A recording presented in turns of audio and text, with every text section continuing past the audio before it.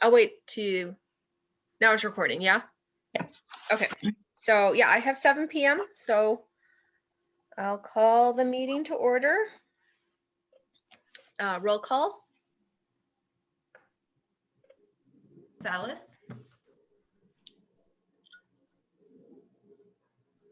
Gonzalez here. thank you. Mesa Jack, Here. Monzone, Here. Pelletier here, Puzo, Here. Swanson, Here. Jost. Here. Thank you. All right, thank you. Next, meeting minutes. I'll make a motion to approve the regular board meeting minutes from January 14th, 2021. I have one correction. Okay, I'll can I second. just get a second real quick and then we Oh, can, sure. Okay, I'll I'll second. second it. thank you. Go ahead for the correction. Go ahead, yeah. Okay, on the back, under staff reports, it says she is asked. And I think she means she asked. So just delete is. Board agreed to push back the reopening of the building. March. Ah, yeah, I see what Oh, you, Yeah. the word is, Okay. That's done. Oh, hi, Pam. okay. Then we'll go ahead and the motion will just be It's amended. minutes approved as amended. That was just a tiny little one. Yeah. Okay. Anything else, or should we vote to approve them? Yeah, we can vote. Mesa Jack, Yes. Monzone, Yes. Pelletier, yes. Puzo, Yes. Swanson, Yes. Jost, Yes. Gonzalez. yes. Thank you. Okay, thank you. Next, public comments, agenda items only. Again, hello, Mr. Harrod. I hope you're well. Any public comments?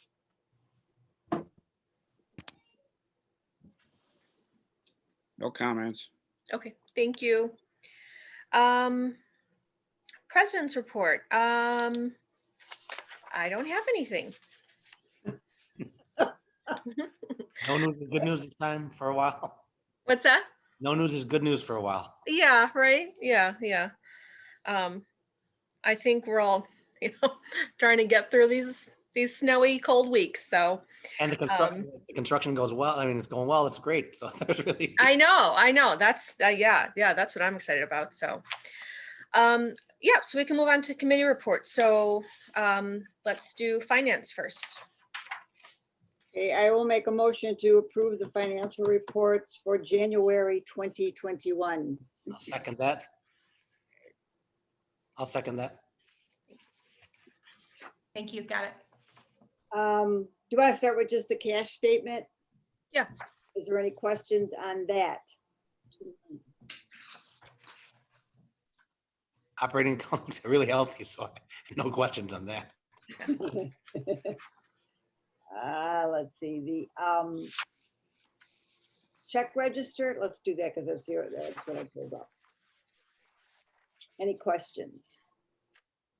Just out of curiosity, the Chicago Tribune Company, $4,200. Which It's check 4971. one? That is for the posting that was required for bid opening. We're required by law to post it in a newspaper, the legal notice. And because of the length of the notice, it's anytime we have to do those legal postings, it can be pretty pricey. Wow. Okay. Yeah. And then, Thank you. oh, sorry, Doherty Sales, $49.74. That's isn't that like a subscription or a one? Oh, it was one of the I data. don't- $49.74. Yes. I just looked at this. It was for, I believe that was for the pumps having to do with building maintenance.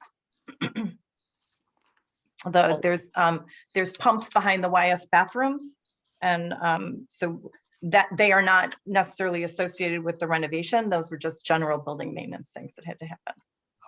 Um, uh, Further down on for St. Martha's, just as a full disclosure, I'm on the parish council over there.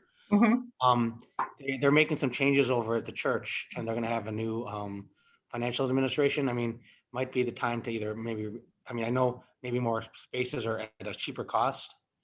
I mean, I'm not, I'm not either. I mean, I'm trying to stay neutral but at the same time, the archdiocese is the one you guys negotiated with but they're making changes in terms of that, maybe in terms of spaces because of if you need fewer spaces because we have to keep the minimums, but maybe reducing the cost or it staying the same. And I told them the same thing that I won the library over here, so they know Yeah, that. I can. Hey, Eric, did you, I mean, they're consolidating with St. Isaac Jogues, correct? That is correct. Correct. How is that going to affect the parish and then the lot situation? Just a brief overview. When they've announced it already publicly. So they're going to be merging with St. Isaac's, and they're going to be appointing what they call a new parish priest, who's going to take control of the administration of the finances and those type of things, and deal with the administration.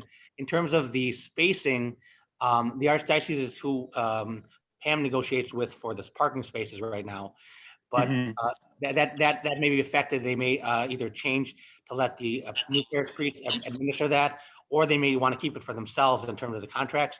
But at this point, that's going to be determined around approximately April. Okay. They're going to appoint a new. I don't know if they're going to actually appoint them in April, but that's the goal, or that's what they've told us. And when that new parish priest is appointed, they're going to be. He's going to be have control of all the. Not control, but he'll be the one addressing those things. And then if the archdiocese puts it in his hands in terms of the negotiations, then he would be the person to speak to. If the archdiocese decides they want to keep it in their hands, it may stay status quo.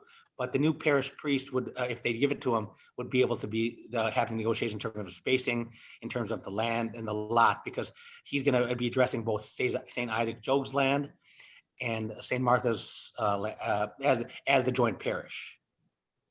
Okay. I thought that he wasn't going to take over till July 1st. Yeah, well, that's something, but we know who that person is and where at least who that person would be. And then from there and around July 1st, they would know, because I don't know when Pam, I honestly don't know when you would negotiate those contracts with them usually. I'd have to look at it. It's usually like in September, I think, is when it usually goes up. So that must have been when we first negotiated it, however many years ago. What's interesting right now is that the contract is held by the archdiocese, but the payment that we make every month actually goes to St. Martha's. So it'll be interesting. I will be happy to talk to the new priest coming in. My concern is depending on long-term what the archdiocese decides to do with that property. I know I was reading the Tribune article about it, and my concern is that if they try to sell off the church, and who knows if they're going to try to do that or how many years it will be before that happens. St. Martha's? Yeah. I want to let you know, I don't have further into it, but I do know that the church, St. Martha's, is planned to continue operating in that land. I don't know what their plans. And again, I just want to make sure I get this clear. I've disclosed to them that I'm on the library trustee board, and they know that. And I'm telling you guys that I'm a member of the parish council. And they also, they're aware of the both of those factors. I mean, it doesn't conflict anything, but I want to make it on the record that it's there. But what they've said to me, and all of this has been disclosed as public record in terms of what the date of the parish priest and everything like that. That's a whole different issue. But the plans of what has been intended has been already announced to the public. So I'm not disclosing anything that's been disclosed to me privately or anything like that. It's all a matter of stuff that's already been announced. Yeah, based on what I was reading and stuff, and you would certainly know more, but my concern long term is that depending on what they do with that property, it would be great to have the opportunity to purchase the parking lot part, but depending on what they do, if they sell it to someone else, I mean, I don't know what their long-term plans are, but that is a real concern for me, because if we lose that parking, that would be difficult for our patrons and for our staff. So And the announcement that there's been already put out there is that the church, I don't know the configuration of the land, or they plan to minimize or anything like that, or sell any of the part of the property, but the intention is to continue St. Martha's as an ongoing concern, and keep that land as, now, I don't know like the specific in terms of like they plan to sell parts of it. That's not been announced public. I don't have access to that information, but the church itself, that land that they're currently operating on, that we rent space from for the parking spaces, I don't know what they're going to do with it, but as of right now, the church itself, so you'd have to speak with the new, whenever they get the new parish priest and everything in place, but the intention is to at least the church, so I would, this is an assumption from me, that they would try to keep the parking, because they would like to have parking for the church. So that would, still have them keep it as an ongoing concern indefinitely. Whether that changes or not, I don't know. But again, that's something to just, for you, that's why I asked, and that's, you have records on when you negotiate those things and things like that. But that's my insight from, not, I mean, even as a public, as a regular member of, the parish over there, I believe they're going to keep it open, and they probably need parking for that. So, because they have to keep their own things with Morton Grove as well, to keep their to satisfy their number of parking spaces. right. So that's my assumption. I mean, it's not, it's based on the facts I've been given, and like I said, but I just wanted to make sure, it's, the reason it affects the library, and the reason I asked the question is because I see the expense on the check register is lower down on the register. And just to provide some quick insight, that's information I have, but it's all public information. This is not like, not trying to, divulge state secrets, so to speak, but just trying to, and trying to stay neutral as well. I'm not trying to, use, the fact that I'm up there and I'm here just to say, but just to use information to help out, whatever, for both sides at least. It's not playing, it's not trying to. I'm happy to renegotiate with them. What would be troublesome is if they tell us we can't use that parking, even they don't want us to pay for it even anymore. That's my concern, is that we're going to lose the parking. I don't think that's I don't think that's an issue, but you'd have to speak to them regarding that. But I was just as a concern, because it's on the check register, I figured I'd point it out. Yeah. Did we discuss why the check was so high this month for them? It's 3,600. Isn't it normally like 1,150? It's normally $1,200, and it's this high because 3 months? we don't get mailed or emailed an invoice. We just have to remember to pay it. And I didn't remember to pay it since Teresa left. Okay. So I had December, January, and then February I paid as well. So now I've got a reminder on my calendar to remember to pay it. So it hadn't been paid for those 3 months. Got it. Thanks. And that was completely my fault. You have a lot to manage right now. But that was yeah. I didn't mean to go on a ramble. I just want to. That's ironic. I went to high school at Loyola, but I just wanted to make sure I pointed that out. Okay, is there any more questions on the check register? I have to ask, what is Star Brand Beef doing on the check register? It's I know that too. 5,003, the check number. It's for an adult services program. I can't remember the exact program, but it's for a program. Beef. Yeah, I'd have to go and look at it, but I noticed that as well. It's for one of the adult services programs. Okay. There's also patisserie. I mean, you seem like you guys are eating well over there. I thought it was maybe for the retirees, the 6 people who left, and you threw a big party or something. All right. Just No parties. All right. Any more questions? The income statement. We haven't gotten any taxes yet, right, Pam?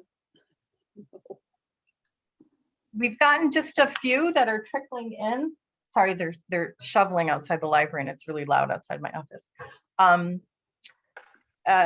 We're starting to get just trickles, but I imagine over the next month or so is when we'll see the majority of the first half of the year.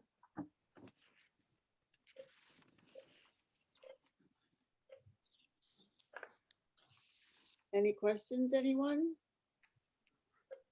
Okay, moving right along the PMA, that's pretty, He's gonna roll it over for you, right, in April? the what? Oh, PME, he's gonna roll over the. He'll let me know when a CD matures, and at that point, we'll roll it over, Yeah, that's Okay. until April. assuming all our tax money is here and stuff, so. Okay. Okay.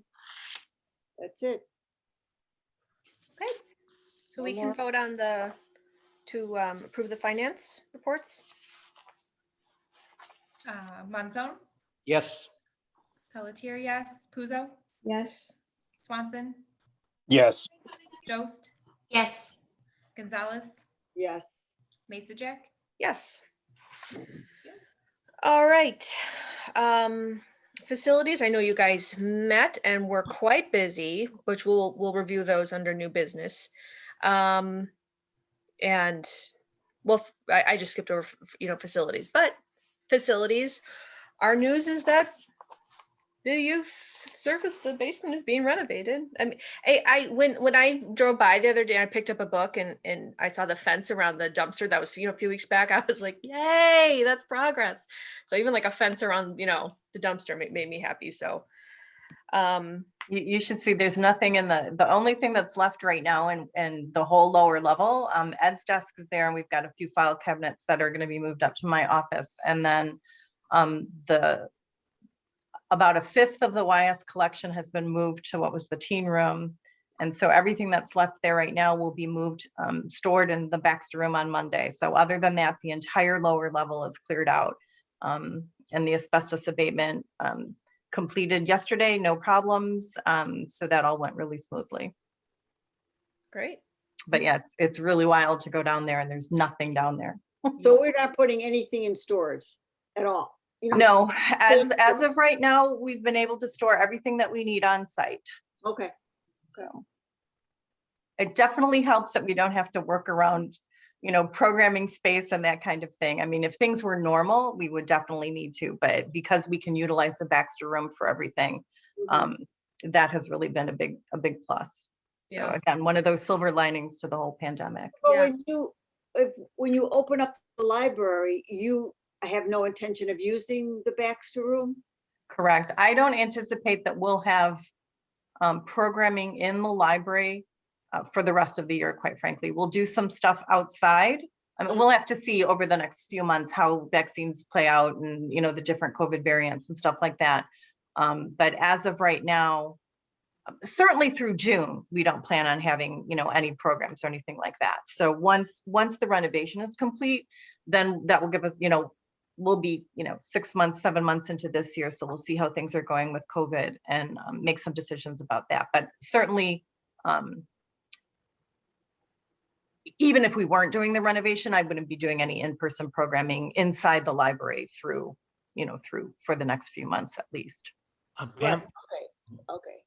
Pam, in terms of facilities, is there a plan to address, on the right side of the stage, when you walk into the back, in the theater downstairs, there's like that leak or something near the door? There's like Leak near the door on the one side of the Baxter room, you mean? yeah, in the water. there's Far like a down water- on we've actually addressed that a couple of times. We've had it sealed. So we're keeping an eye on that, but we have actually had a basement seal company come out and seal that. So we'll have to do that. It seems to do it only when it rains a lot. And we can't quite figure out exactly. I mean, we know that's coming in the foundation somewhere, but we've been working on trying to isolate that for a couple of years now. Yeah, I mean, I know that's like, I mean, it's just but like, because when the events do come back, I mean, I don't think it affects anything. I just remember that was an issue that was when we had an event we had a film over there, and we talked about it, and he said there was like it had been, I knew it had been addressed. I just was asking if there was like a long-term plan for that.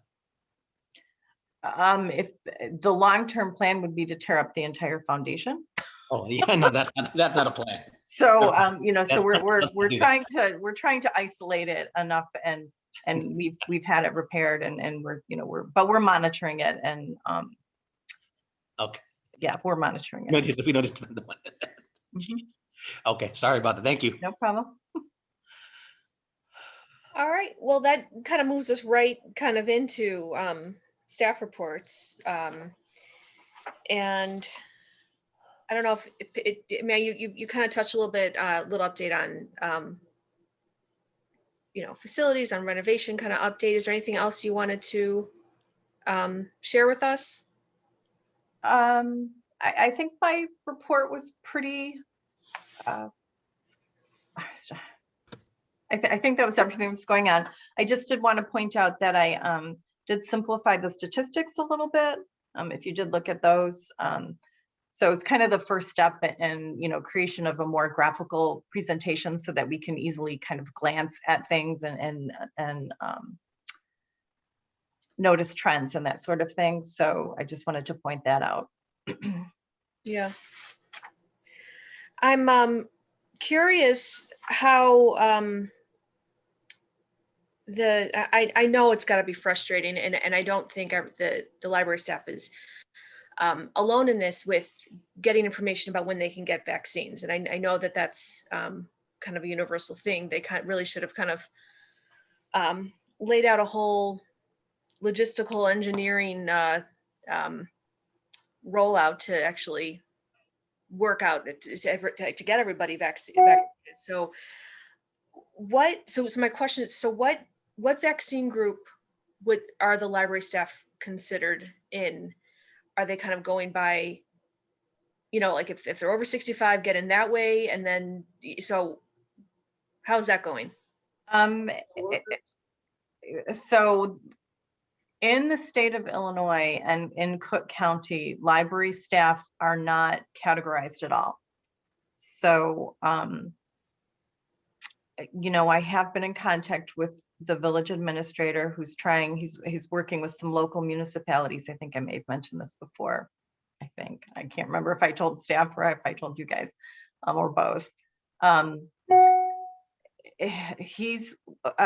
Morton Grove is working with some other local municipalities to have a vaccine site, is my understanding, and get some of the frontline workers that are not like first responders or healthcare workers, those kinds of things. So apparently they were working on a couple of different things. They wanted to get permission from Cook County for the EMTs to be able to administer the vaccine, and then get some of the frontline staff throughout the village vaccinated. So some of the village staff, Park District staff, Ralph called me at the library, and so, you know, got our numbers and stuff.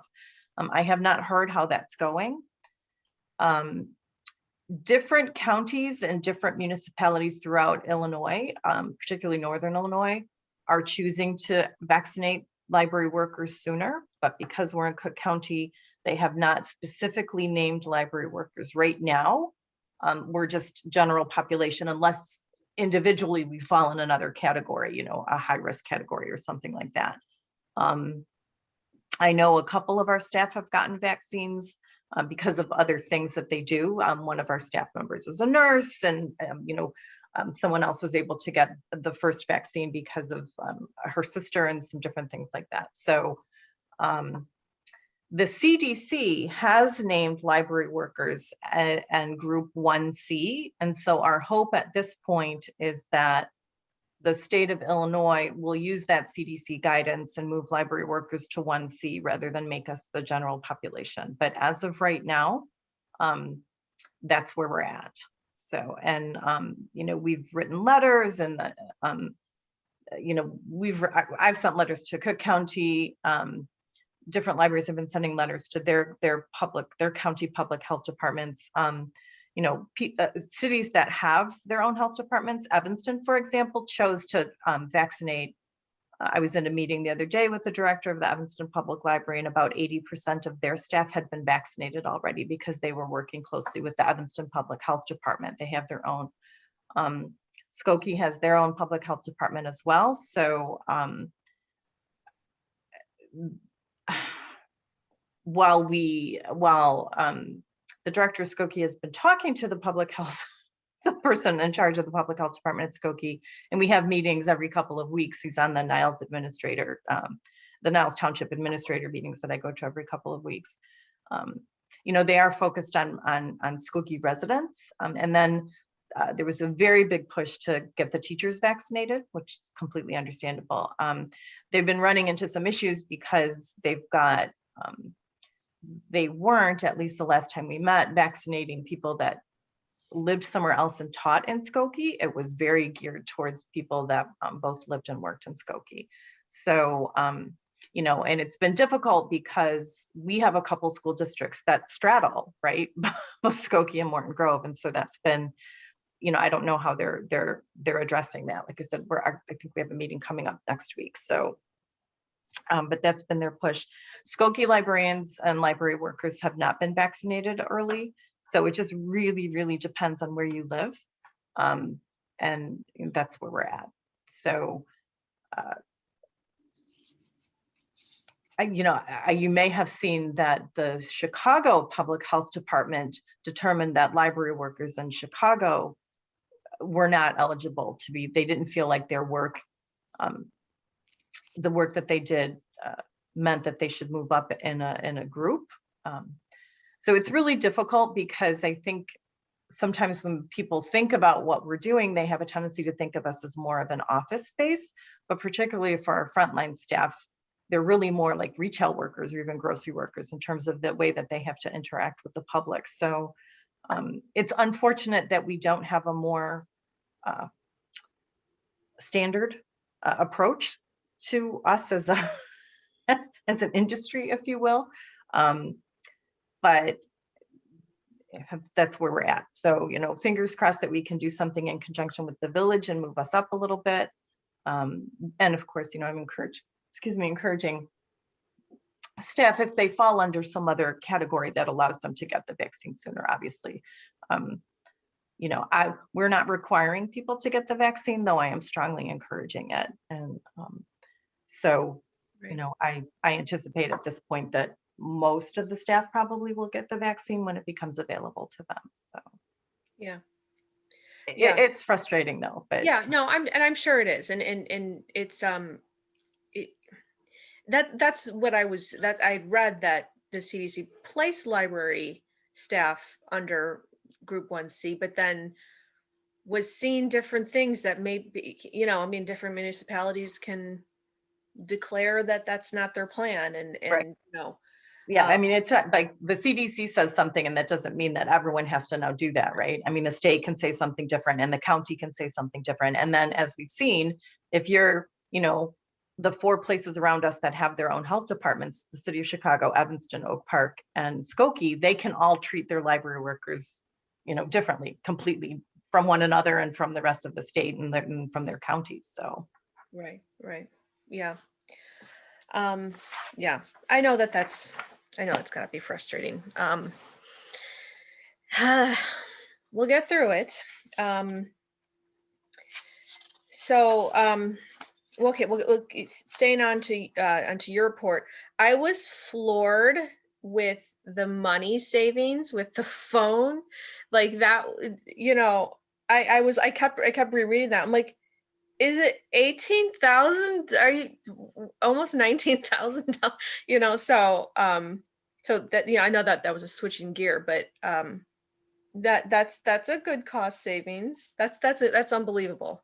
Yeah, I was a little surprised by how much less it was going to end up being, you know, because I was a little, it's going to be a change, and it was one that we weren't necessarily planning on. But you know, I think between the increased functionality and the annual cost savings, it Only more features too. It's awesome. That's exactly. Yeah. There was quite a difference. So. Is that a year contract at $10,000? Is that just for a year? It's for the first 24 months, and then there's a slight increase in the 25 to 3 months. And then it goes to a regular rate in 3 years, but then we'll renegotiate at that point. So, because it was a package You have to deal. watch Comcast because they have, contracts of 2 years, 3 years, 4 years, and then they just, after it's over with, they'll just raise your rates like unbelievable. So It's renegotiation though. You gotta call them right, like a few months before and they'll give you a better, they'll repackage you. And do you guys run it a terabyte at least? We have a gigabyte. Oh, see if they'll give you, oh, sorry, gigabyte. Yeah, they got to give you the max speeds because, Yeah. But yeah, it's. Yeah, they kept basically, we kept our same exact internet service. They just rolled the bill into this. So, because we already have internet through Comcast and their service is really good on that. So they just rolled it into this. And so they were able to bundle it. But certainly it makes the most sense for the next few years. Yeah, I mean, if you just have to catch them before, not catch them, but you have to renegotiate for the bundle. And they actually, if you do it early enough, they'll give you great bundle prices, at least keep you at a stable price. Yeah. Yeah, but that's awesome. Yeah, Emily's right. Every little bit helps. Yeah, it does. Yeah. Any questions comments for Pam on the staff reports?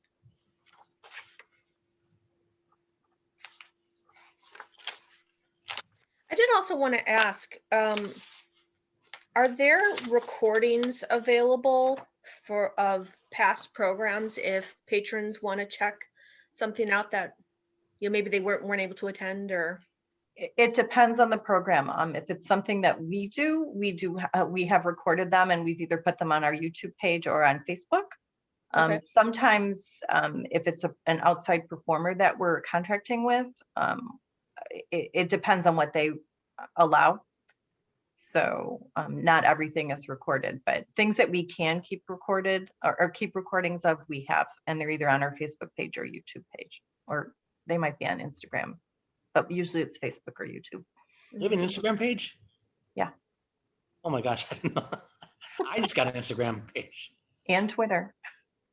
Well, that Twitter, yeah. I don't go on Twitter. Yeah, but if it's something that we can control, then we do record it and we make it available.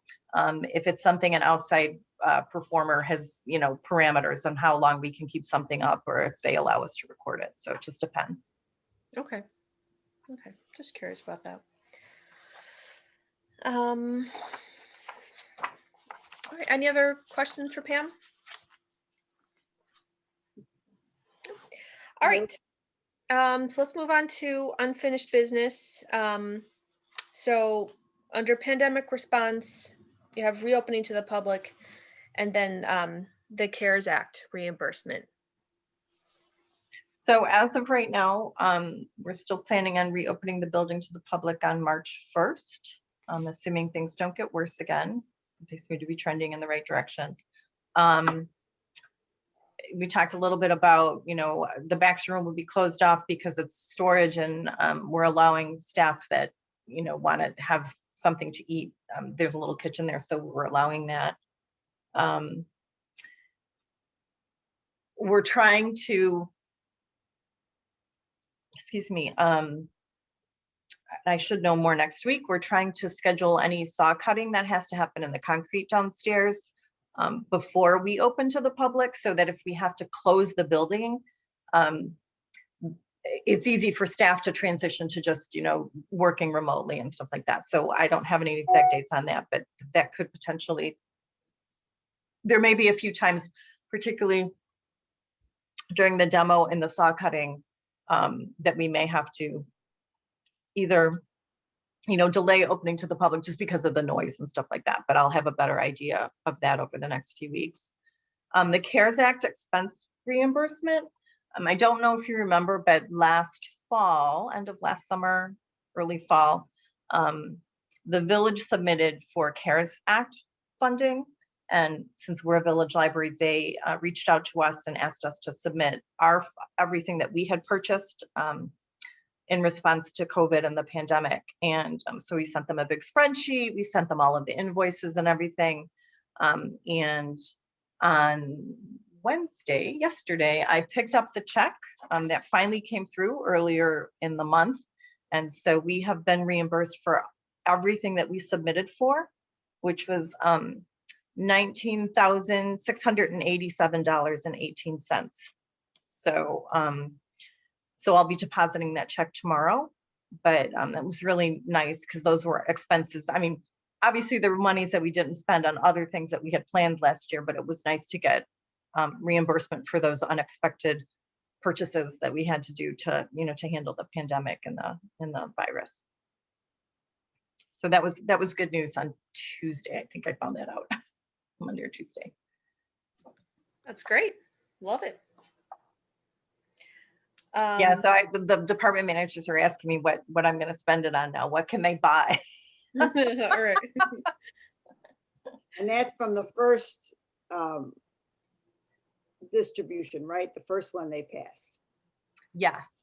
Yeah, that was when we submitted it. I don't know when the funding actually came through because we had to send it into the village by, I think it was the end of August or in September was the date. And so I think that's when the village submitted it. So it's been a few months. And I had just reached out to Hannah because we're still working on the audit. And so one of the auditors had a question about it. And I said, oh, I haven't heard from anything, you know, heard from her in a couple of weeks. So I asked her, you know, I sent an email to her. I said, you know, any word on when the funding is happening? And she said, yes. She goes, we just got it. You know, your portion is on the list of warrants at the village board meeting on Monday. And so then I picked it up on Wednesday. So it's good. Yeah, good news. All right. Well, and we recently, we just kind of touched on the lower level renovation. We kind of touched on the asbestos abatement. And you know, a little bit of updates, but it's anything that we missed? No, I don't think so. Things are going smoothly. I've been, you know, signing some quotes and the contracts and not contracts or the quotes for furniture and, you know, making the deposits and some of that so we can get all of that stuff ordered. As I said, Monday, Hallett will be out to move the collection, the Wise collection from downstairs into the Baxter room. And then what's in there will be, it won't show up in the public catalog for patrons to see. And then it won't be holdable. So we won't, because the way that they're going to have to store it, it's not like any of those items are going to be accessible even for staff. And then Jason is going to be out and he'll be putting up, they have to do some shoring up of the ceiling for the lower level until the structural steel comes in. So in preparation for that, we have to move where the scanner is and the public copier are on the main floor. And then we're losing a little bit of shelving by where the stairs are coming up to like closer to my office. So on Monday, Jason will be out to hang plastic sheeting to block off where they're going to be doing the shoring. And then also some plastic sheeting on the other side near where the donated books are so that we can store quarantined material there, because now that they're going to be working downstairs, the Cooperman room where we used to meet, that was where we had kept our quarantined material, but now we need to put that somewhere else. Right now, with no patrons in the building, it's easy. We just have it set off to one side, but once patrons start coming in the building, we'll want to block that off a little bit more. So Jason's going to be creating some space that's not visible to the public for us to do that. So that will be happening next week. Sounds good. Yeah. All right. And I think that's it. And then, you know, obviously the telephones. So yeah. So we had to move pretty quickly on that. It was not planned, but as I mentioned in my report, to keep our old phone system, which was pretty archaic, would just be really cost prohibitive to move those wires. So, you know, Jerry, our tech from OSG that comes out. Let's go digital. Yeah, he had suggested, he made the suggestion of Comcast because he had just moved another client of theirs over to Comcast, and he was talking about how cost effective it was, and that was really relatively inexpensive, because that was my concern. It's like, oh my gosh, $25,000 for a phone system or something. And but then once we started looking into it, it made a lot of sense to do that. And we had to move pretty quickly. So on March 1st, someone from Comcast will be out to survey everything to make sure that the setup that will work, and they can do the installation pretty quickly. And then installation will be on March 10th. So Do yeah, we have so- to approve this as a board? So you should approve it or ratify it, because I have already signed it. There'll be no increase, obviously, but it is, the board should approve it, the agreement and the contract. Okay. So do we make a motion to approve it now? Or you want us to do that now, or do you want us to? No, you can do that now. So you would make a motion to ratify the service agreement, as presented, or something like that. Okay, I'll make a motion to approve the Comcast Business Service Order Agreement. Yep. I'll ratify it when it was signed on February 4th, 2021. Sounds good. Second.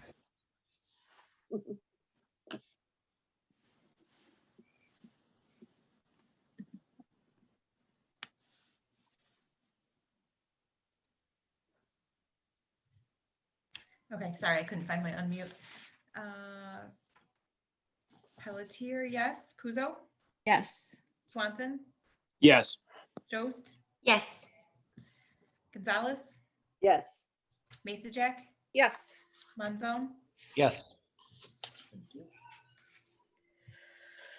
All right. Sounds good. Okay, so next, policy review. Well, you guys were busy with your meeting, obviously. I don't know who was acting as your chair. Whoever it is, you're welcome to kind of lead through this. I'm happy to kind of talk through them if you'd like to. So do one of you? I'll do that. Okay. Yeah, so we got together on the 27th of January, and we had 9 different policies to review, and got some significant feedback from Pam, and went through each individual one. And lots of them were about grammar and punctuation. There weren't too many huge significance to the policy, so that was good. One thing I would say on the agenda, we need to add the spending policy. That was one of the policies reviewed, and I think it was left off here. Yes, you're right. My apologies. So, We can just make sure when we approve it that we include that one. okay. So, yeah, but go ahead. Yeah. Okay, so the first one was the capital assets policy, and Pam, how do you want to do that? I kind of went through all of them just to make sure that the changes we discussed were all listed on here. Can I? So I included my revisions, my handwritten revisions, so hopefully everyone could read them. Because I know sometimes in the past when we've presented, particularly at the full board, there's been questions about what's been changed. So that's why I wanted you guys to see the things that we were changing. And then I gave you a clean copy just so that you could read it. I found that really helpful, Pam, to see So them both. good, okay. Yeah. Yeah, no, it was helpful to see that, because you can kind of, we were able to see what your thinking was behind the changes too. So I think including the corrections was helpful. So I think Lima, maybe as you're going through is just to name each one, and then, ask if anyone has any questions. And then if there's any questions about some of, I can address any reasoning why we may have changed something. Okay. If we want to do it that way. All right, that makes sense. So starting with capital assets, I'll open it up if anybody has questions or comments or any additions that they feel would be helpful. Anything to point out? Pam, I would say, looking at how this compares to the other formatting of the other policies, can we move capital assets policy and left align it? The title? So the alignment of the policies, we don't, let me take a step back. Things like the title of the policy and the font and those kinds of things. Basically what you're approving is the text of the policy, because once they're approved, I send them to Karina, who reformats them in our branding. Oh, gotcha. And she'll make that consistent. So, but I will make sure that when I send it to her that she's pretty good about making all the titles be in the same place and that kind of thing, but I'll make sure that that happens. Okay, and then you had wanted to add on the second page where it says Morton Grove Public Library, you wanted to add the Morton Grove Public Library? I missed it. Yeah. Other than that, I think it's good to go.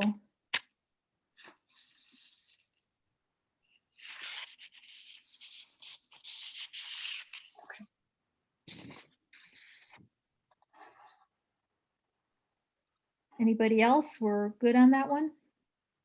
Very Okay, simple changes. all right, then exhibits and displays. Anybody have thoughts, feedback on that particular policy for us? It's pretty short, pretty self-explanatory. Pam, the thing that I would point out, you've got in here, include link to exhibits in the library page. So Karina's gonna add those? Yes, she'll make those links live when we post them on the website. Gotcha, okay. Yep. Then the only other thing is at the bottom, we should add February 11th, 2021. Oh, did I miss that on the written one or on the typed one?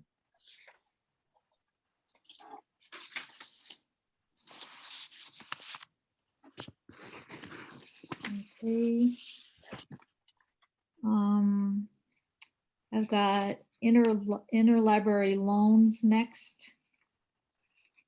This was kind of interesting to read. I think it provided some background on things that I wasn't fully aware of. So I think by being a member of the policy committee, it's a learning experience. You just get to know more operational stuff about the library. So very cool.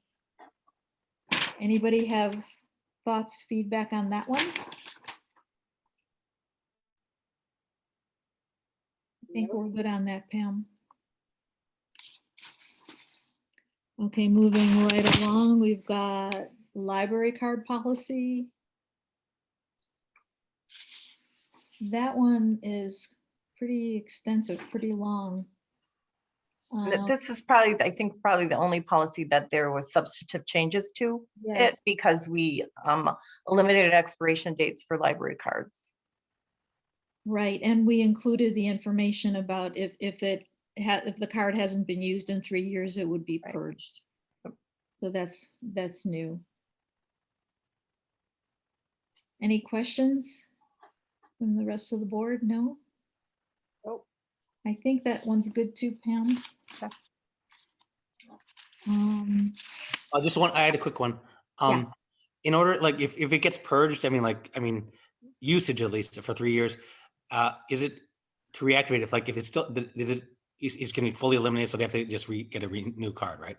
Correct. Okay, so like, okay, that's fine. If your record has been purged from the database, then when we go to type you in, that won't come up. So you would just get a new card at that point. Okay, thanks. Okay, we've got proctoring policy. That was okay as it was and no changes were made to that. So that one's good to go as well. Public comment policy. I think, Pam, the only thing there was the web form was added as a link, and that looks, And again, we'll make that live when it's on the website. yeah, I think it's already on the form that way, so. It may be. Any comments, questions from anybody else on public comment policy? Okay. Public posting policy. That one, I think the only little change was the duration of the posting. We added something a little bit about the staff having control over that. But that's also, I think, good to go. I did have a little bit of a question with that one. Yeah. Is there any need, and if there isn't, it's fine. But is there any potential issue of people posting something inappropriate, something that you don't want there? I mean, so like in the social networking policy, sorry to jump ahead, but you know, you state that any material that's obscene, discriminatory, malicious is not tolerated. If there's not a need to add that to the public posting, then fine. But just wondering, is there a need to address that? Well, I No, think it says reserves the right to refuse or remove any display. Yeah, you're right. It does. Yeah. So I didn't. Yeah, I didn't know if. we haven't had we were concerned, we opened this up, actually, we made this more liberal. It used to be more strict about what people could post, and we didn't let anyone post anything themselves or whatever. But when people are in the building, Marlene from Adult Services is actually in charge of that. And so she checks that board regularly and will take down anything that's inappropriate. We have felt in the past that statement about the library reserves the right to refuse or remove anything that's not appropriate. We haven't felt the need to spell out what some of that might be in the same way that we have had to or felt that we needed to in the social networking policy. Yeah, and I know that you have that in there, that you know, and that does kind of that states that the library can remove if they want so everything. Just curious because you know, Does the you never library know. So see what's put on those board, on the postings before they're put up? I'm sorry, Carlotta, I missed the first part of your question. Does the library, does someone come and say, I want to put this on the board, and they show it, they have to show it to someone in the library, it has to be approved? That is the procedure that we prefer people to use, but sometimes people come in and they know that the board is there and they'll post things, which is why Marlene checks it regularly to make sure that, you know, if something came in that she wasn't aware of, that she catches it and, you know, can you know, say whether or not it's appropriate. Okay. that's So why I was asking. basically Yeah, it's because it's supposed to get approved before it's put on the board Yeah. anyway. Okay, that's all I need to know. Yeah. All right. okay. Good questions. Thank you, Emily. Thank you, Carlotta. Hadn't thought about that. That's good. All right, so moving to social networking policy. And there we removed under social media accounts are open to, it used to say posts and comments. So we removed posts.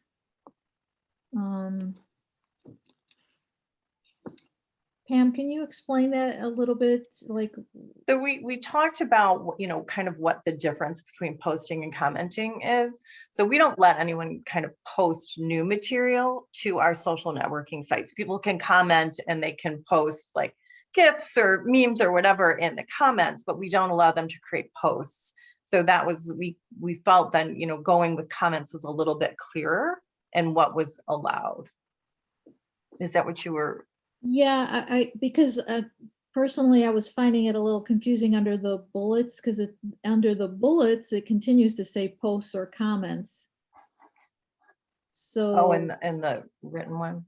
yeah, Yeah. are we okay with that? So let me take a step back. So I know when we talked about it, but there was a discussion about taking posts out of that. When I was typing it up, I perhaps was overthinking it, was thinking, well, if we think about comments being only words, you know, as I said, someone could post a GIF or they could post a picture or something like that. So they're not commenting with the picture. So that was why I put posts back in.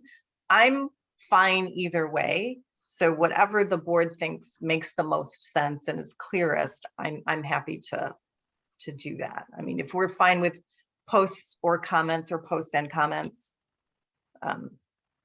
we can do that, or if we want to. It seems kind of natural to say posts or comments. I think people, that's the lingo. So I think leaving it in makes sense. So Right. it is in the typewritten version. And so my apologies, I didn't go back and make note of that on my handwritten changes. So I get the thinking both ways. I do. I mean, I get taking it out, but then I get that, well, maybe someone posts a picture and it's not just words. So yeah. it was one of those things. It was like, 9:30 on Monday night. And I'm like, I just was like, okay, you need to stop thinking about this. Cause I think at that point I was just overthinking it. So. Okay, so we're good as is then, everybody? Yes. Okay. And then the last one is the spending policy. And I don't think there were too many changes to this. So if there's questions, we can take them. Otherwise, I think it looks good to go. Mhm. Everybody okay with it? Yep. All right. Then can I make a motion to recommend to the full board to approve the policies as revised? So you're just making a motion to approve the policies because you as the policy committee are recommending that they approve. Right, that they approve. I'm asking the full board to approve. Right. So then, yeah, and I can make a motion. So we just need an open motion on the floor to approve the policies as presented. So Did you just make the You want me motion? to Yeah. List all the policies in the motion, Pam? Yes. I'll second.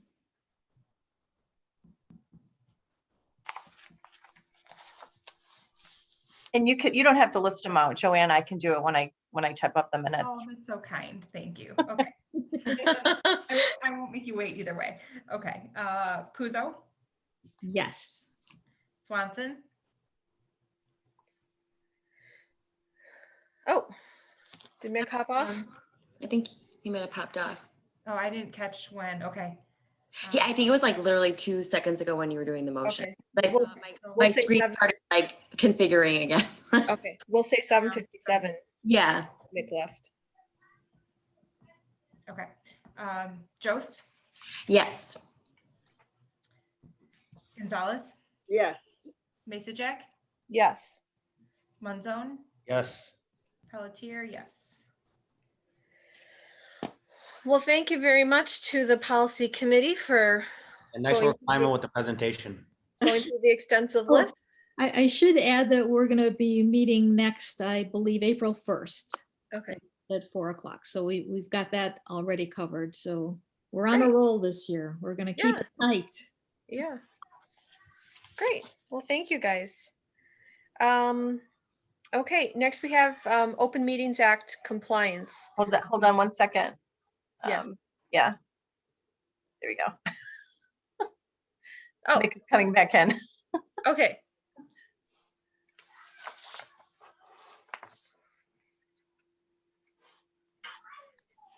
Came back. So just a minute. So So Joanne, you may want to ask him if to add to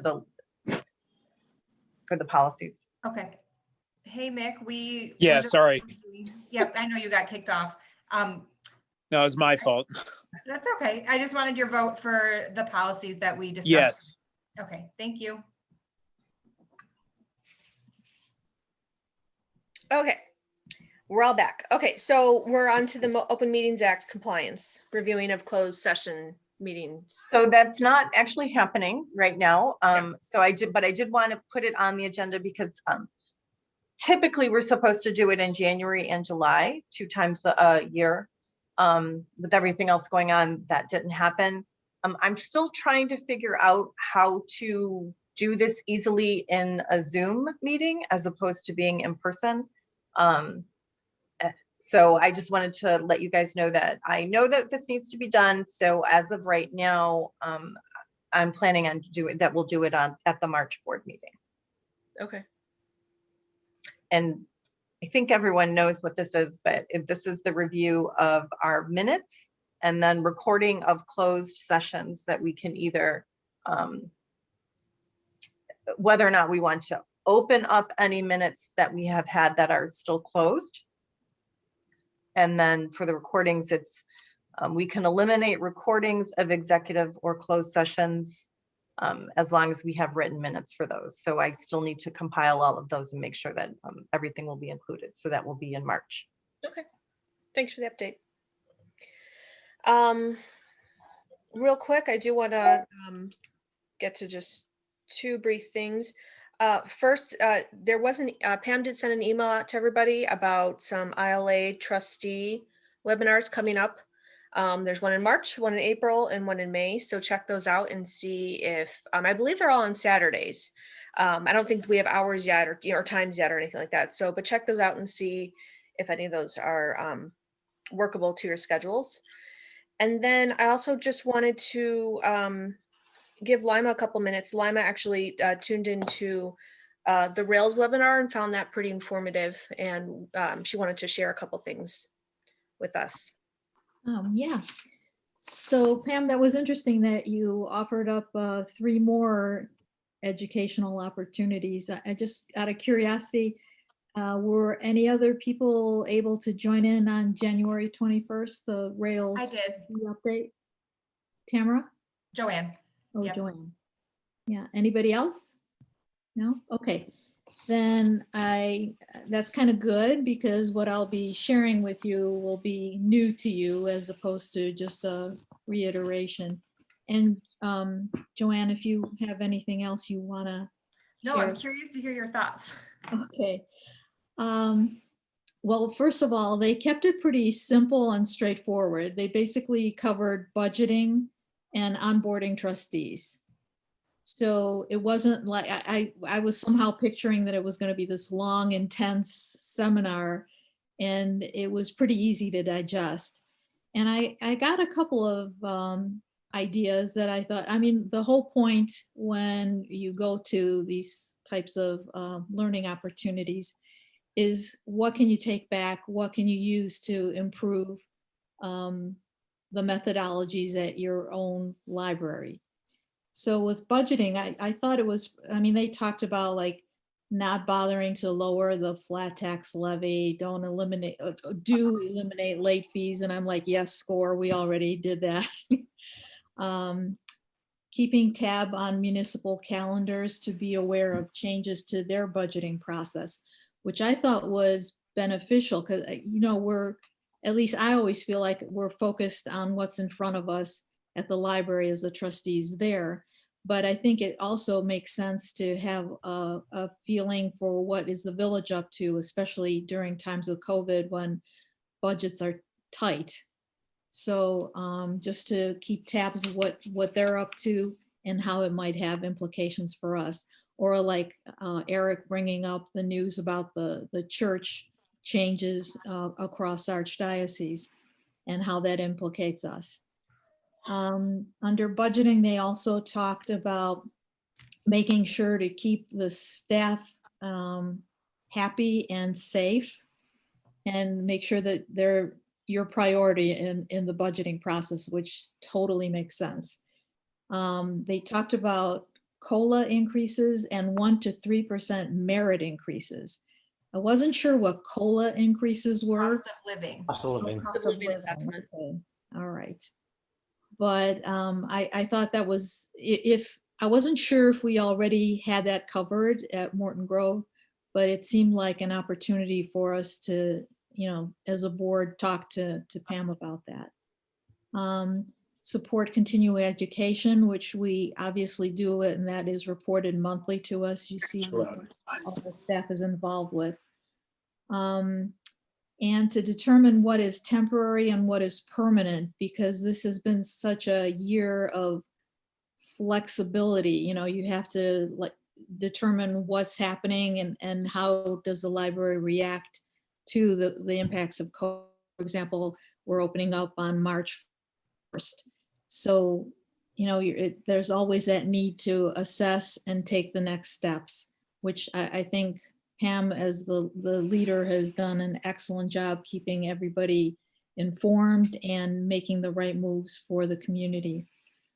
And then one final thing under budgeting was to retain 2 times operating expense dollars in the special reserve fund. So I don't know, Carlotta, Eric, if you want to chime in anything about that. What did you say? Two what? 2 times the operating expense dollars in the special reserve fund. Isn't that what we already do or So- try to do?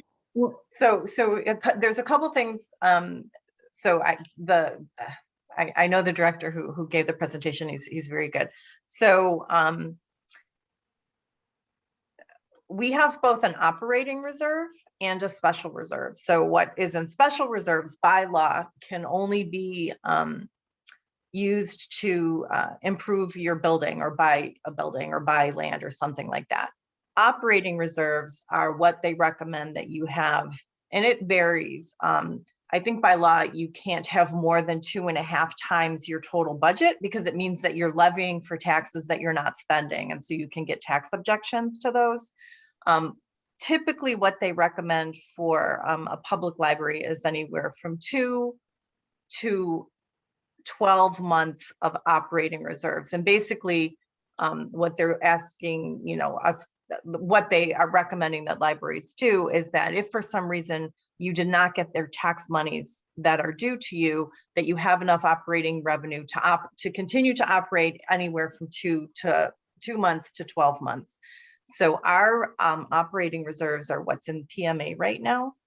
And it's about 2 months, barely.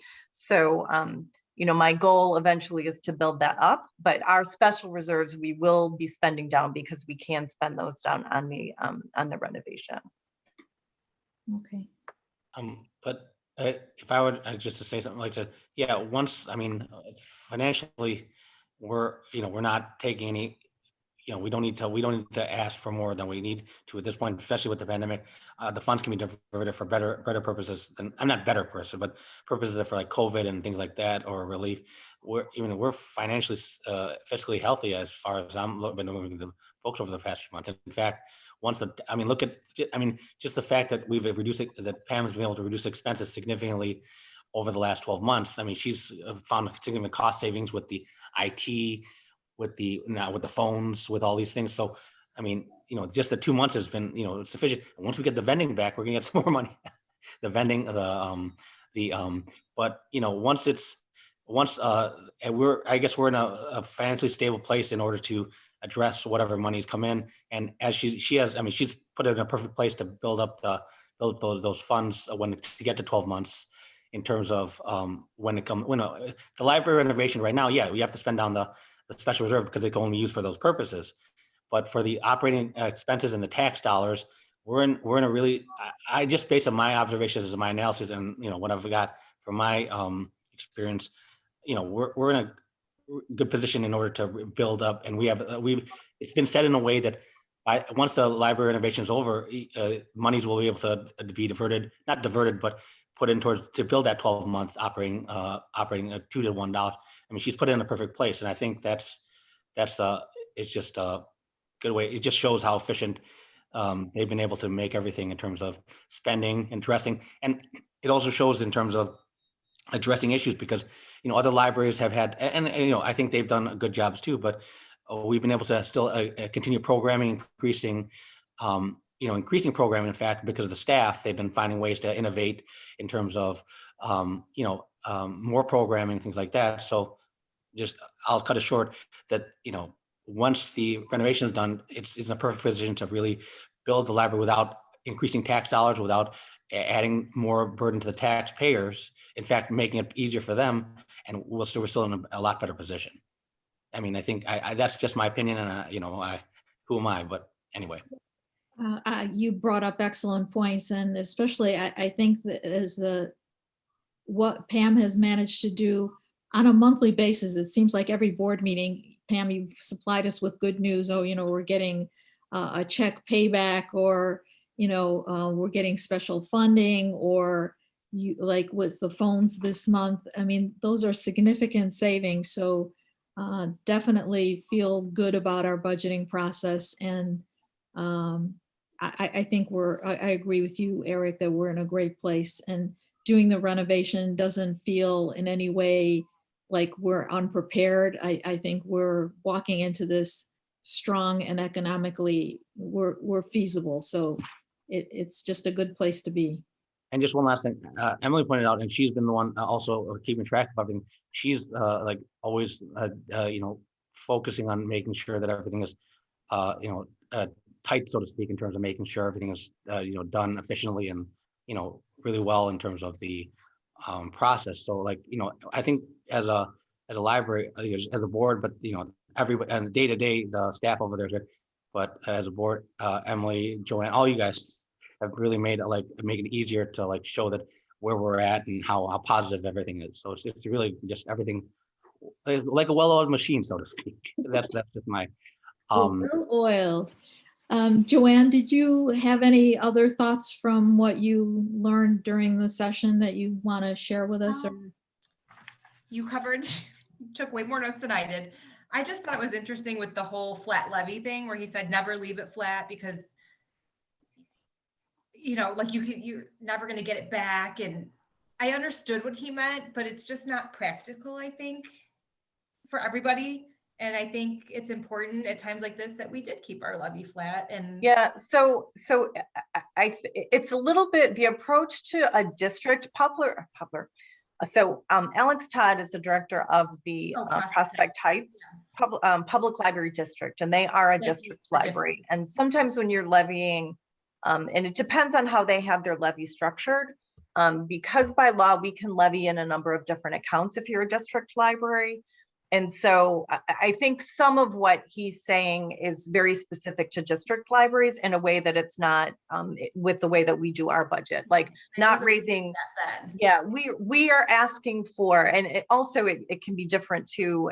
And I know he kept it a little bit higher level, but it can be different if you want to keep your dollar amount flat, or if you want to keep the tax levy rate flat. So it can depend on how he was thinking about it, and for the district library. For us, we're not putting ourselves in the negative because I'm not asking for a flat rate. I'm asking for a flat dollar amount. So so we're able to look at our budget in a slightly different way than a district would. And then the only other thing that I thought was a good point he made was about the board and how it's great to have a diverse board, whether it be, age, race, gender, all that kind of stuff. Not that when you're an elected board, you can't necessarily choose it, the public chooses it, but. That's why I'm glad Mick's here, because I was like, I'm glad Mick. No, Joanne, I actually had it as the very first bullet point under onboarding trustees. Strive for diversity of board by ethnicity, age, gender, income level, even where in the village they live. I mean, East side, west side. I mean, exactly. I mean, when they were talking about that, I was like, wow, I never thought of diversity that specifically. Mm-hmm. And then the next question is, well, and how do you do that? I mean, how do you get all that in one person, or do you just concentrate on one thing? And especially since we're adding on a new trustee come spring. We are? Yeah. No. I did. Wow. Who are we adding? Wait, isn't there an election, or is that maybe I'm There is an election, and the three of you ran for 3 open positions. So there's no new. There's no new one. There's no new. There's 3 open positions, but the 3 people that are running, as far as I'm aware, there's only 3 people running for the 3 open positions. They announced it. There's only 3 people. Yeah. I was no, I think we're stuck with each other for a little while. But, yeah, Alex, that's another. I'll say it one more time. I'm glad Mick's here, because no offense I meant to the ladies here, but it's good to have. Eric, you're getting yourself deeper and deeper. Yeah, I'll stop talking. Well, thank you, Eric. I appreciate it. I'll stop talking now. Oh no, I do actually. One last thing. The taxing I brought up last year, there potentially it's going to affect businesses, but individual homeowners may see their tax property taxes lower because of the reassessments that they're doing, the new tax assessor. So that, that may be beneficial to the taxpayer. I mean, if you have less tax dollars to pay towards property taxes, might be easier for you guys, for everybody. But, Right. a lot of It- business. that becomes problematic when you're a tax funded organization, Yeah. which we are. So, I know, but we kept the levy, or we kept our levy request flat this year. I'd like to potentially keep it flat next year. Obviously, I'm not going to know that for sure till I start getting into the budget. But looking out a few years, I think next year we can possibly keep it flat again. We'll just have to see. I'm very curious and a little anxious, but more just curious because I think we'll be okay. To see how the tax monies come in, particularly in March, because that'll be the first big I think as long as kind it of doesn't affect, test to see how much that might have affected people, or if there's been some bounce back, because we did see some. I think ultimately we got all of our tax dollars last year, but there was a significant delay in the October one, right? October, is that when Cook County, right? March and October, is that right? Oh, March is 50. I should know this, right? I think it's October. And then, so we'll see if there's, if there's still some of that lag that happens in March, but I think yeah, that as long as it doesn't affect like staffing, getting the best staff and being able to provide the best programs, I think, ultimately that's the main goal, right? yeah, I mean, I don't ask for more than we need. I don't believe in padding our budget. I mean, I do, when I'm creating the budget, as you guys have heard me say now, I always estimate expenses higher than I think they're going to be, and revenues a little bit lower. So, but I do try to keep, but by and large, I try to stay right on. I'm not asking for a lot. There's not a lot of padding of the budget that goes on. I mean, it's nice if we can create cost savings throughout the year.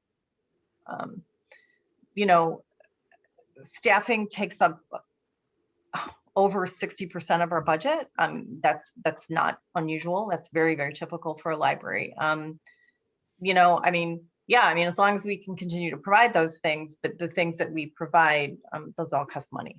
So, I think you do can only good keep the stuff. budget flat for so long. So what I don't want to do is, keep it flat for so long that it does in a couple of years, we're either falling behind because, salaries are going to go up, the cost of goods and everything is going to go up. But then, I don't want to get to a place in 3 or 4 years where, okay, I've kept it flat and all of a sudden I've got to raise it, 5% or, something like that. So, if there are going to be any increases, I want to ensure that they are as minimal as possible while still providing us the ability to attract and keep good staff and provide the level of programming and services that we provide. So, And as of my past observation, I think you've made good decisions and anticipate a lot of those things. So that's, like I said, it's the balancing act, but I think, so far you guys on the staff side, and then, just approving things, I think everything is like, we're kind of like, I should say, like ready, good to anticipate whatever happens at this point. I think we're in a good position. That's it. Okay.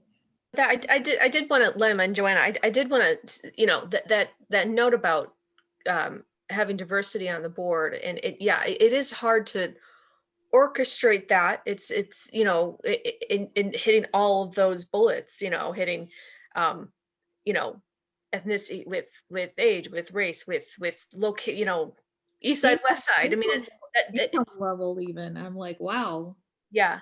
I mean, and I wonder, especially with how weird, especially suburban Cook County is laid out sometimes. Like you could have someone who is geographically closer to Niles Public Library. It's just easier for them to get there, but how are you going to get those people interested in running for the board when maybe they just go to the library that's easier for them to use? And so there's a lot of I mean, it's interesting. It's a good thing to, I guess, strive for, but the logistics of how you make that work is probably a little a little challenging, but It's challenging, but it's interesting even if we just keep it like in the back of our minds when we go through the process, that's considerations that we should have. And not necessarily that we're going to fulfill every single requirement, but just to like broaden our perspective when we go through the process. yeah.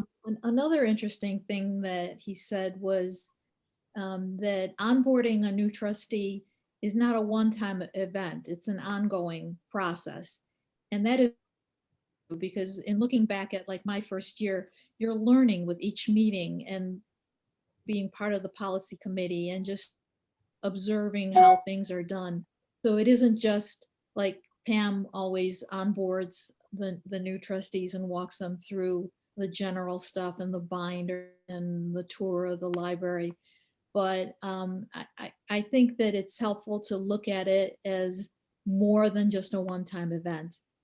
And one suggestion that they had that I would offer up as something that maybe we could implement in our own library is to have a mentor for the new trustee.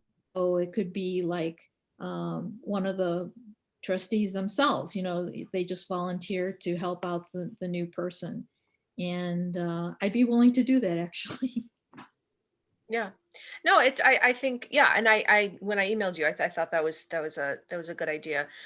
And to your point, I agree with you. I think that it's an ongoing learning process. It's kind of impossible, I think, to learn everything you need to learn about being a trustee in a week, in a month, even just, and that's part of the reason why we move around policy assignments too. I think being on the policy committee is sorry, not policy assignments, committee assignments that, I think policy committee is a great way to really kind of learn the ins and outs of the library a lot better. And you can't do that all at once. So it is a longer initiation, I think. And we're all of us are going through a first right now with the youth service renovation, and we're kind of learning about that. I mean, Carlotta's gone through a library renovation before, but the rest of us haven't. So you could be on it for a few years and still have something new. But I think the mentor idea is definitely good, because some of it can be overwhelming. Even I'm sure that, Tamara, I'm sure, I don't, Mick, the first time you got your board packet, it was like, I don't understand 90% of what's going on in here. I mean, because some of it is it takes a while to kind of wrap your head around. So but definitely, I'm glad you found that useful, both of you. So And thanks for giving me the form to share some of the information. of course. Yeah, thank you both for attending and reporting back about what you learned. So Okay, my pleasure. all right. So moving on to communications, we did get that very nice letter, which I think Karina spotlighted in the monthly stats. I don't know if everyone saw that, but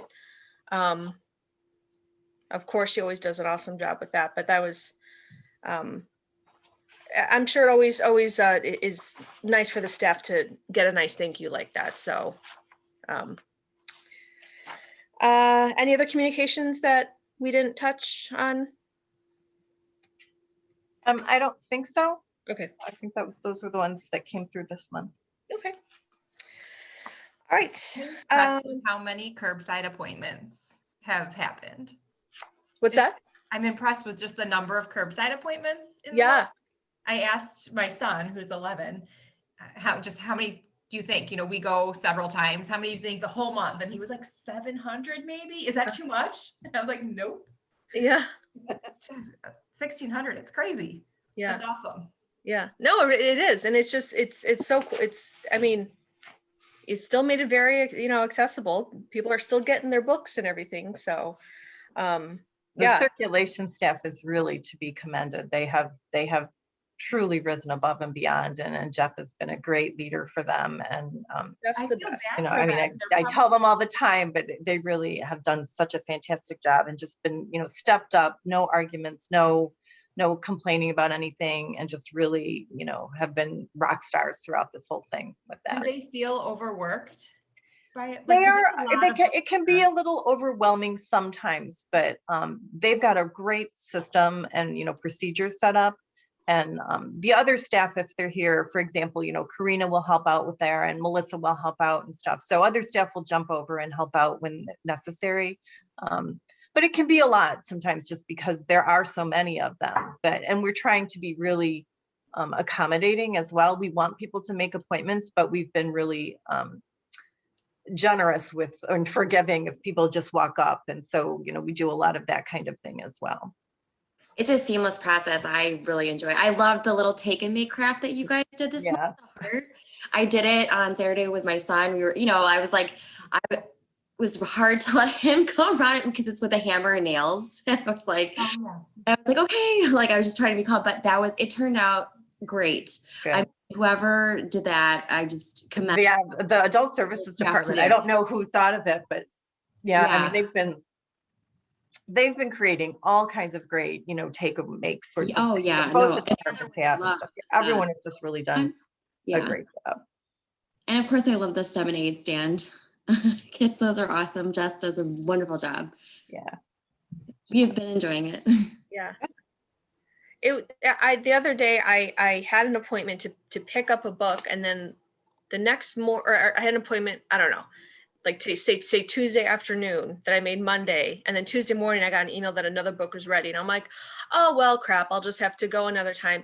And they knew, and they already just put it in the bag, so I didn't have to. It just, and I'm telling you that like it was just like, I know that's like a little small thing, but it's just like, you're like, oh, you know, I mean, I know they're doing that for other patrons too, but it was just like, that's awesome. Like, you know, it just, you know, one less thing that we don't have to like, you know, worry about or schedule or whatever. I mean, it's just, so give Jeff and his team an awesome shout out from us. We appreciate everything that they're doing. I will. Yeah. Okay. Public comments, non-agenda items. Mr. Harrod, you've stuck with us. Anything you'd like to say? No. Okay, thank you. All right. So I have 8:27, or no, I have 8:28. I will say the meeting's adjourned. I'll see you all March 11th, 1 month from Hey, today. everyone. Meeting. And everyone, thank you. Oh, Carlotta, Yeah. do you ever hear from Barb?